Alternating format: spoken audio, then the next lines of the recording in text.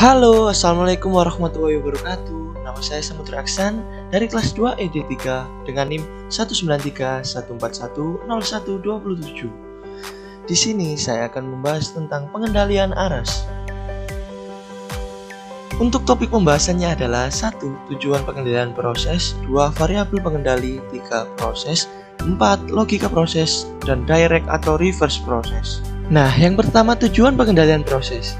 Tujuan pengendalian proses yaitu memastikan kinerja dan kestabilan suatu proses kimia dan menekan gangguan eksternal, yaitu dengan mengubah atau menetapkan suatu variabel tertentu dalam suatu sistem untuk mendapatkan keadaan proses yang ditentukan.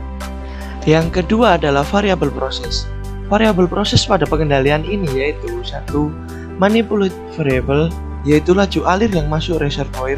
Kedua, proses variable, yaitu ketinggian air di dalam reservoir. 3. Set point, nilai ketinggian air di dalam reservoir.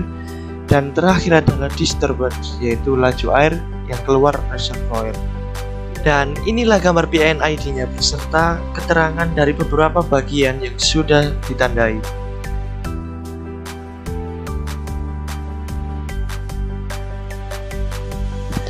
Nah, untuk penjelasan prosesnya yaitu air yang ada di water drainage tank dipompa ke reservoir melalui control valve. Control valve akan menentukan berapa ketinggian air di reservoir. Ketinggian air di reservoir akan dibaca sensor. Sensor akan mengukur berapa ketinggian airnya. Berdasarkan pengukuran tersebut akan dibantu transmitter untuk dikonversi menjadi sinyal standar. Sinyal standar tersebut dikirimkan ke controller. Controller akan membandingkan sinyal tersebut dengan set point yang diinginkan.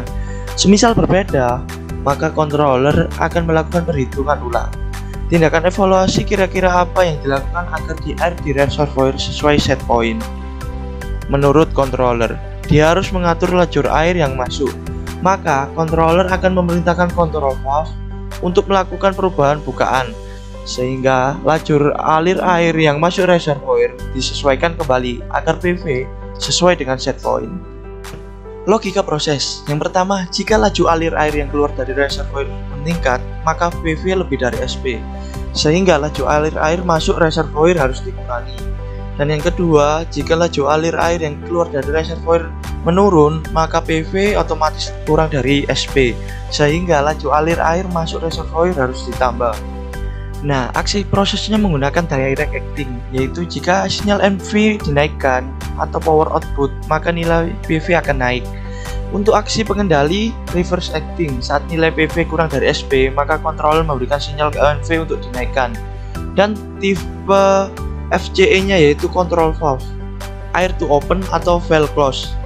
Nah, sekian penjelasan dari saya, semoga bermanfaat, dan saya meminta maaf atas kesalahan kata-kata atau perbuatan yang ada di video ini. Wassalamualaikum warahmatullahi wabarakatuh.